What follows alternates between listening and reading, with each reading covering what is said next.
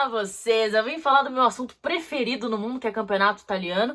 E assim, dá pra perceber minha alegria. E aí você fala, beleza, Luana, nono scudetto consecutivo da Juventus, a hegemonia se mantém, não quero saber. Quer saber sim. Sim, a Juventus é campeã. Merecia? Não merecia. Isso não é pra tirar o mérito, porque todo time que é campeão tem um mérito. Mas simplesmente pelo fato de que o futebol jogado em campo tinha outros concorrentes à frente da Juventus em relação a merecimento.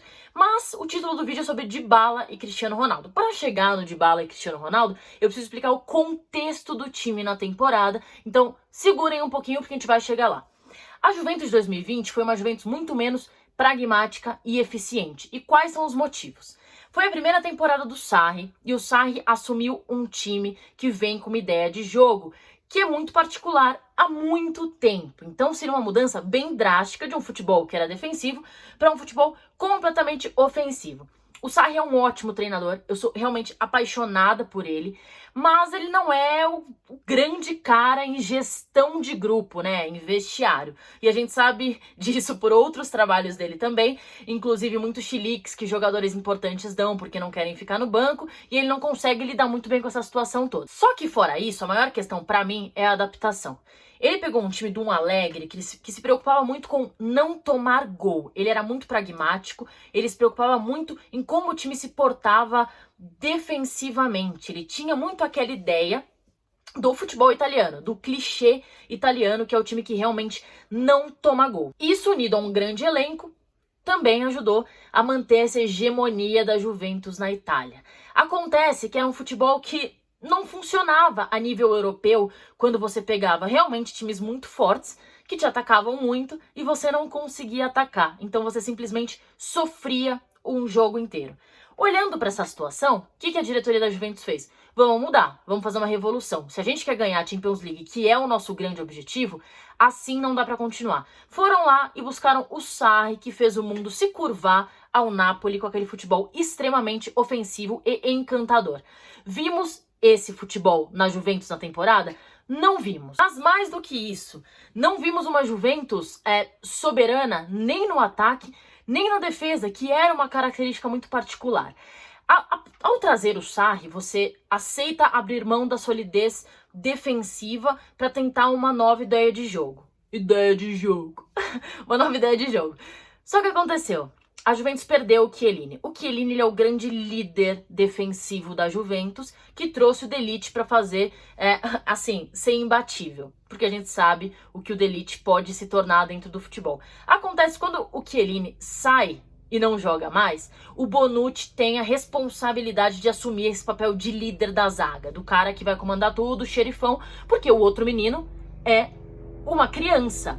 Com o Demiral fora e o Rugani não mantém a mesma solidez, vai essa dupla. Uma dupla nova, que a gente sabe que defensivamente sempre leva um tempo para se encaixar, mas mais do que isso, o Bonucci é ótimo em impostar o jogo, né? Ele consegue ter essa segunda função. O cara que executa, que bota a bola no pé, vai pra frente, ajuda na saída. O Chiellini, ele bota a ordem. Ele sabe como organizar tudo e ele faz com que ali seja a zona segura do time.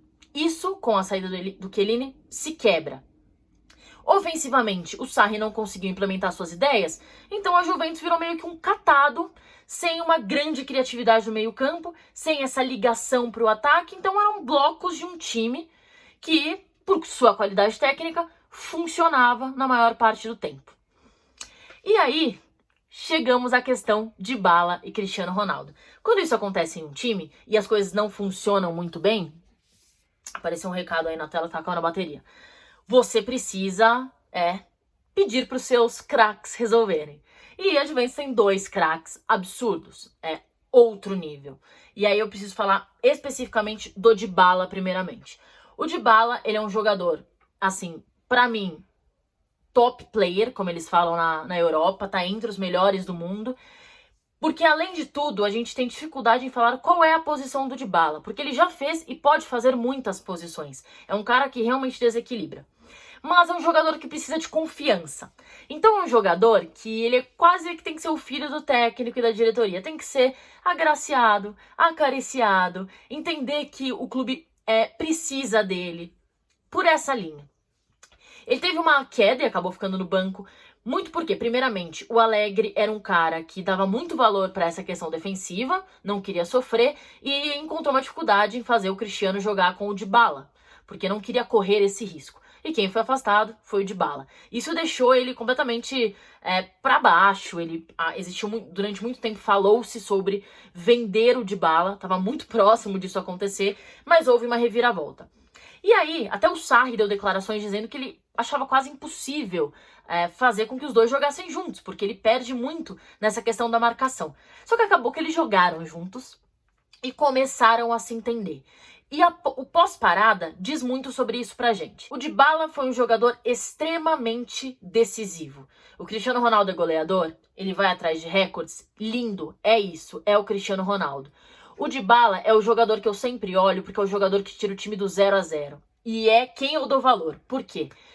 Depois que o time passou o sufoco e fez 1-0, você fazer 3, 4 gols, cara, ótimo, né? Você vai ajudar a ampliar o placar, a segurar o resultado. Mas você sair da situação de adversidade, em que seu time tá no sufoco, e você conseguir fazer esse gol para fazer com que o time adversário venha pro ataque, abra sua defesa, te dê mais espaços, tá aí o mérito. E esse mérito, pra mim, é todo do Dybala. Não só isso. O chute dele a médio curta distância, de média a curta distância, é um dos melhores do futebol. A canhota dele, eu sou apaixonada por canhoto, e a canhota dele é um negócio que ele armou pra chutar, eu já tô em pé. E ele fez esse papel. E tem muitas coisas envolvidas nisso, né? A primeira é que um time que tem o Cristiano Ronaldo faz com que o adversário tenha que montar uma estratégia para marcar o Cristiano Ronaldo. O que sobra para os outros jogadores? Essa inteligência de usar esse espaço para você conseguir se livrar, ainda mais quando você tem a capacidade do drible e da finalização para ser o destaque. E aí a Juventus passa a ter dois problemas, dar dois problemas para o adversário. Que não é mais só o Cristiano Ronaldo, porque você tem que se dedicar a marcar o Cristiano Ronaldo e o Dybala. Se sua defesa se prepara pro Cristiano, Dybala fica mais livre. Pro Dybala, Cristiano mais livre. Evidentemente, em algum momento, esse gol vai sair, porque são jogadores decisivos. Por isso, mais do que o nome do Cristiano Ronaldo embaixo deste Scudetto, pra mim, tem o nome do Dybala marcado e ampliado, porque foi ele, depois dessa parada, que mudou a situação. A Juventus esteve muito perto de perder o título várias vezes. Os concorrentes vinham com tudo. Eu acho que se não tivesse tido a parada para a pandemia, provavelmente a Juventus não seria campeã. A Inter vinha muito bem, a Lazio absurdamente bem, mas times que infelizmente, por causa dos prejuízos físicos e ausências, não tinham substitutos à altura, algo que a Juventus tem pelo tamanho e qualidade do seu elenco. Agora só uma fofoca, né? Rola ali o gossip da Itália, que é sobre o Dybala. Quando ele ficou solteiro, que ele terminou com a namorada e tal, ele meio que se perdeu. E essa coisa de perda emocional causou uma perda na estabilidade do futebol, algo que é até um pouco comum. A gente já viu outras vezes, é um menino super jovem, ia pra noite, aquela coisa. Só que agora ele está namorando de novo e dizem que essa estabilidade emocional, essa tranquilidade, dormir cedo, fazer as coisas certas, trouxeram ele pro melhor momento da carreira dele até então. Por isso, hoje, o sucesso da Juventus passa muito, muito pelo Dybala e vai continuar passando. Pro próximo ano, uma previsão rápida. Tudo depende desse entendimento entre elenco e Sarri e principalmente dos reforços que a Juventus vai trazer. Se esses jogadores eles cabem em uma ideia de jogo que o técnico tem. Dizem que o Sarri pediu o Jorginho, que é um jogador que poderia organizar o meio-campo para ele. Muita gente questiona o Jorginho, mas é um jogador que dentro de um coletivo que funciona pode fazer uma entrega excepcional e é um jogador de confiança do técnico. E aí imagina-se que um meio-campo com o Jorginho, Arthur, Matuidi possa funcionar em um nível muito alto que não funcionou esta temporada, que foi um meio-campo muito falho. Sem considerar a chegada do Kulusevski, que é um jogador excepcional, que vai trazer muitas alegrias para a Juventus. Acredito que o De Ligt deve evoluir bem. Foi a primeira temporada dele no italiano. Ele tá num processo de entendimento e adaptação, mas novamente vai ser uma Juventus que talvez cause muito medo nos adversários.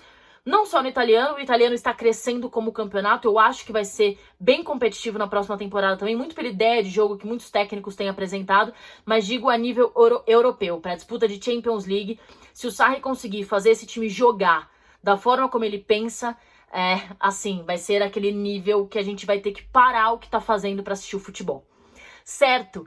Me contem a opinião de vocês, o que vocês acham do Dybala aqui nos comentários. Um beijo e até o próximo vídeo.